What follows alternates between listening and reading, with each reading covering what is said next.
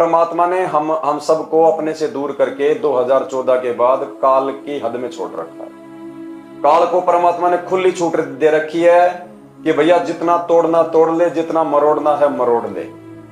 गरीब कच्चा हीरा कृच हो नहीं सहे घनमार, ऐसा ये मन हो रहा लेखा ले करतार। परमात्मा ने कह रखा कि भैया जो मेरा होगा उसका तो रिंचक भी कुछ नहीं बिगड़ेगा, एक कण भी तू उस हीरे का नहीं तोड़ पाएगा, चाहे कितनी घन की चोट मार ले, पाखंड की, अज्ञान की, डर की, भय की, धमकी की। जो मेरा होगा, जो पक्का हीरा होगा, उसको तू बिल्कुल भी तू उसको किरच भी नहीं कर पाएगा। और जो मेरा नहीं है उसको चाहे तू आज मार, चाहे तू उसको 15 दिन बाद मार, तू जाने तेरा काम जाने। तो भाई परमात्मा ने हमारी परीक्षा के लिए, कच्चे पक्के हीरों की परख के लिए अपने से दूर कर रखा है। पूरा ज्ञान देके, पूरा समाधान देके, पूरा शंका समाधान करके अपने सत्संगों के माध्यम से। और फिर भी अगर किसी को शंका रह जाती है तो परमात्मा ने छोटी मोटी शंकाओं के लिए शंका समाधान नाम की पुस्तक भी छपवा दी है। और 8 साल से हजारों की संख्या में ऐसा कोई विषय, ऐसा कोई टॉपिक नहीं है जिसके ऊपर परमात्मा ने दास को निमित्त बना के वीडियो ना बनवाया हो। और आगे भी परमात्मा नए नए खुलासे करवा ही रहे हैं। अब इसके बाद अगर कोई कमजोरी रहेगी तो वही भक्तों की अपनी कमजोरी रहेगी। परमात्मा को हम दोष देने के लायक बिल्कुल भी नहीं है। तो दास की विनती है भाई, अब ये हमारे भाग्य और संस्कार के ऊपर है कि हम कितना इस भक्ति मार्ग पर रह पाते हैं, टिक पाते हैं। क्योंकि अभी तक जो हुआ वो तो बिल्कुल नॉर्मल है, कोई बड़ी बात नहीं है। दास तो उसके विषय में भी आपको सतगुरुदेव जी की प्रेरणा से हमेशा आपको सचेत ही करता आया है कि भैया अगर भक्ति मार्ग पे आपको सावधानी की जरूरत है तो केवल अपने भगत भाई बहनों से सावधान रहने की जरूरत है, और किसी से सावधान रहने की जरूरत नहीं है। दूसरे आपको नहीं तोड़ पाएंगे। अगर आपको काल तोड़ेगा तो संगत वालों के माध्यम से तोड़ेगा। और 2022 में जो छटनी हुई उसमें आप लोगों को, आप ही के सत्सेवक भाई बहनों ने, जो कि आधे कच्चे आधे पक्के थे, उन्हीं के माध्यम से काल काफी लोगों को साथ संगतियों से तोड़ के ले गया। अब आगे का जो समय है 2 से 3 साल का, ये समय है मुख्य परीक्षाओं का। ये बात भी नोट कर लेना अब आगे आप। आगे का जो समय है, अभी तक तो नॉर्मल था, कोई बड़ी बात नहीं है, लेकिन आने वाला जो समय है उस समय में हमारी असली परीक्षा होगी। परमात्मा ने इसीलिए सात संगतियों के माध्यम से हमारे को इतने तैयार किया है, मर्यादाओं में रखे कि आने वाला जो समय है वो प्राकृतिक आपदाओं का, प्राकृतिक उथल पुथल का, हमारे अंदर डर और भय पैदा करने का। अब हमारे को तोड़ने का काम संगत वाले नहीं करेंगे, क्योंकि जिनको तोड़ने का काम संगत वालों ने करना था वो तो टूट के वापस मैनेजमेंट की तरफ उसी गंध में चले गए। और जो मैनेजमेंट वाले हैं वो तो पहले से ही वो तो टूटे हुए हैं, उनका तो क्या टूटेगा। वो तो चाहे आज मरो चाहे 2 साल बाद मरो। मरने का मतलब चाहे भगवान का मार्ग आज छोड़ो चाहे 2 साल बाद में छोड़ो। और जिसने भगवान का मार्ग छोड़ दिया वो मरने के बराबर ही है। असली परीक्षा फिर सात संगत वालों की होगी और वो आने वाले समय में होगी। और ये परीक्षा 18 अप्रैल 2024 के बाद होगी। 18 अप्रैल 2024 तक तो परमात्मा सात संगत में और कई लोगों को जोड़ेगा, क्योंकि भविष्यवाणियां हो रखी हैं, दास ने आपको पहले भी सुनाई थी। साल 2018 से भक्तों की चेतना जागृति शुरू हुई। साल 2023 के चैत्र मास प्रारंभ यानी 22 मार्च से उनकी कला का प्रकाश होना शुरू होगा। इसके साथ ही भक्तों का इकट्ठा होना भी शुरू होगा। दोस्तों, यहाँ से गुप्त वाणी शुरू हो रही है, जरा ध्यान से सुने। चैत्र दशमी 18 अप्रैल सन 2024 तक जिन भक्तों का एकत्रीकरण होगा वे वो लोग हैं जिनकी भूमिका युग परिवर्तन के कार्य में रखी गई है। बाकी लोगों को आपात ग्रसित क्षेत्रों से बाद में निकाला जाएगा। दोस्तों, इन ग्रंथों में स्पष्ट लिखा है कि कली काल के अंदर कल्कि अवतार के दिशा निर्देश से सतयुग का उदय होगा, जो 1008 वर्षों तक चलेगा। इसमें सत्य और अहिंसा दोनों का शासन होगा। दोस्तों, ये जो जानकारी आप तक पहुंच रही है वो एक गुप्त जानकारी है। कुछ लोग इन बातों का भी प्रमाण मांगेंगे, लेकिन प्रमाण मांगने वाले प्रमाण मांगते रहेंगे, क्योंकि उनका यही काम है। ये लोग तो स्वयं भगवान कल्कि के कल्कि अवतार होने का भी 18 अप्रैल 2024 तक तो संगत और जुटेगी, सात संगतियों में खूब भगत आएंगे।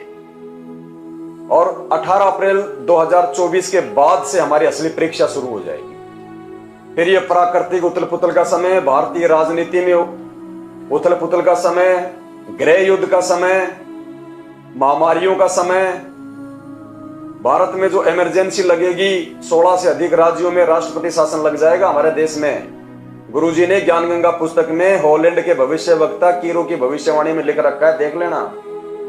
भारत के अधिकतर राज्यों में राष्ट्रपति शासन लागू हो जाएगा, ये स्थिति आएगी देश में। अब उस समय क्या होगा, कोई समझाने वाला भी नहीं मिलेगा। फिर ये हो सकता है व्हाट्सएप भी गवर्नमेंट बंद कर दे, मोबाइल भी सबके बंद कर दे, टावर वावर सब बंद कर दे। फिर ना सत्संगति के वीडियो मिलेंगे, ना गुरुजी के सत्संग सुनने को मिलेंगे। तो भैया उस समय में आप लोग टिक पाओगे नहीं टिक पाओगे, ये आज वर्तमान में आपकी भक्ति के ऊपर निर्भर करेगा कि वर्तमान में आप कितने दृढ़ होंगे, कौन कितना मर्यादा में है, वही टिक पाएगा उस समय। क्योंकि उस समय आपको कहीं से भी किसी भी प्रकार से कोई हेल्प, कोई सहायता नहीं मिलेगी आपको। और जब पड़ोसी की आग लगती है, जब पड़ोसी के छप्पर में आग लगती है, भले आपका पक्का मकान है, लेकिन भयभीत आप भी रहोगे, धड़कन आपकी भी तेज रहेगी कि कहीं आग मेरे घर में ना आ जाए। तो असली परीक्षा का समय 18 अप्रैल 2024 के बाद का है। साल भर तक तो और सात संगतियां चलेंगी अच्छे से। उसके बाद में ऐसा समय आ जाएगा जैसे कोरोना में 3 महीने किसी को अपने घर से बाहर ही नहीं निकलने दिया गवर्नमेंट ने, जबकि वो तो एक छोटा सा कोरोना का एक ट्रेलर था। अब आने वाले समय में जो आपदा आएंगी वो कोरोना की बाप होंगी। मैं कोई भविष्य वक्ता नहीं हूं, मुझे कोई दिखाई नहीं दे रहा, लेकिन गुरुजी का ज्ञान सब कुछ दिखा देता है। सबसे बड़े भविष्य वक्ता अगर धरती पे हैं तो संत रामपाल जी के भगत हैं, क्योंकि गुरुजी ने अपने ज्ञान में सब कुछ बता रखा कि आने वाले समय में क्या होगा क्या नहीं होगा। जेल में बैठे हुए उस परम संत को ऐसे दुनिया भगवान नहीं मानेगी, वो बंदर दिखाएगा पूरी दुनिया को। ऐसे उनको कोई परमात्मा नहीं मानने वाला। आज उनको सरकार कैदी नंबर 1005 मान के जो जेल में पटक रखा है, उनको एक संत भी नहीं मान रही गवर्नमेंट, जनता कहां से मानेगी।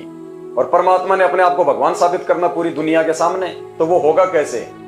तो एक सत्संग में परमात्मा ने बताया कि जब हम छोटे छोटे थे तो हम हमारे पास में, स्कूल के पास में एक तालाब था जोहड़, हम उसमें नहाने के लिए चले जाया करते थे। तो उस जोड़ के किनारे पे एक पेड़ था, एक बड़ा सा बरगद का पेड़ था। तो बच्चे क्या करते, उस पेड़ के ऊपर चढ़ते और पेड़ के ऊपर जाके फिर पेड़ की जो टहनी होती थी, टहनी से फिर वो छलांग मारते नीचे पानी में, फिर वापस पेड़ पे चढ़ते, फिर वो छलांग मारते पानी में। तो देखा देखी एक छोटा बच्चा था, वो भी चढ़ गया उस पेड़ पे ऊपर छलांग मारने के लिए। अब वो चढ़ तो गया और जैसे उसने नीचे देखा पानी तो वो डर गया। अब वो डर के मारे ना तो पेड़ से नीचे उतर पा रहा, ना वो छलांग मार पा रहा, और रोवे वहां खड़ा खड़ा। इतने में क्या किया, एक बंदर कहीं से उछलता कूदता उसी पेड़ पे आ गया और उसी टहनी पे चला गया। उस बंदर को देख के उस बच्चे ने आगे, उसने डर के मारे उसने छलांग मार दी। तो परमात्मा ने बताया कि आने वाले समय में दुनिया वालों को बंदर भी परमात्मा ही दिखाएगा। बंदर का मतलब डर।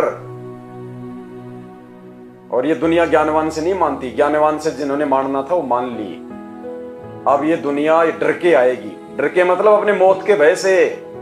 आने वाले समय में इनको अपने प्राणों की रक्षा कहीं दिखाई नहीं देगी, ना इनके देवी देवता इनकी रक्षा कर पाएंगे, हाथ खड़े कर लेंगे, ना इनके गुरुजी को रक्षा कर पाएंगे, ये नकली संत महंत को रक्षा कर पाएंगे, ना इनके रिश्तेदार, ना ये धन दौलत, ये संपदा, ये कार कोठी बनाने में जो आज अपना समय और पैसा बर्बाद कर रहे हैं ना, कोई काम नहीं आएगा।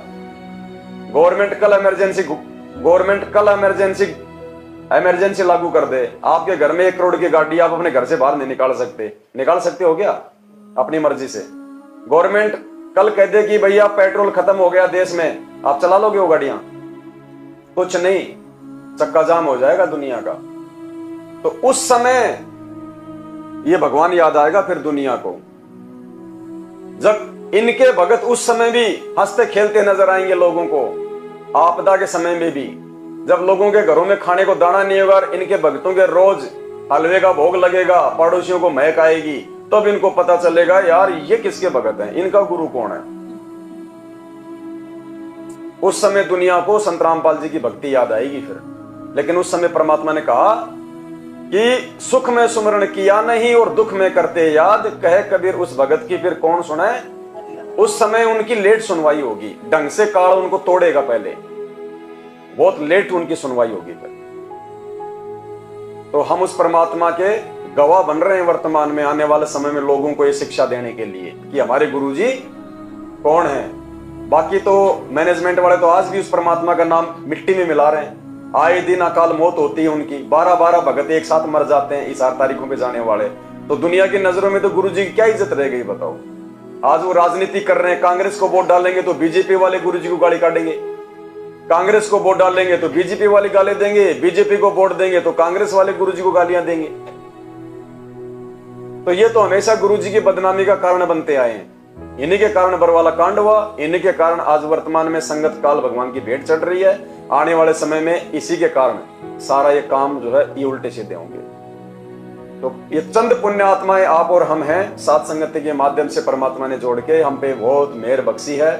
इस मेहर को भैया कौन बना के रखेगा, कौन इसको बिगाड़ेगा, ये हम भक्तों के ऊपर है। इसमें परमात्मा का आने वाले समय में कोई दोष नहीं होगा।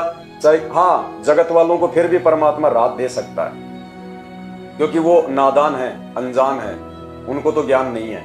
लेकिन इतना ज्ञान लेने के बाद, इतना सब कुछ समझने के बाद अगर हम गलती करेंगे तो परमात्मा हमें माफ नहीं करेगा। फिर 6 महीने का बच्चा माँ की गोद में पेशाब कर दे तो वो मार खाने से बच जाता है, क्योंकि उसको पता नहीं कि कहाँ पेशाब करना है। और वही बच्चा जब 2 साल का होकर अगर बिस्तर में या माँ की गोद में पेशाब करता तो सबसे पहले थप्पड़ खाता हो। तो हमें परमात्मा ने ज्ञान से जो है समझदार बालक बना दिया। अब अगर हम गलतियां करेंगे तो परमात्मा फिर हमारी सुनवाई नहीं करेगा, जगत की भलाई कर ले। तो इसी के साथ दास अपने शब्दों को विराम देता है। परमात्मा आगे जैसा भी सेवा देंगे।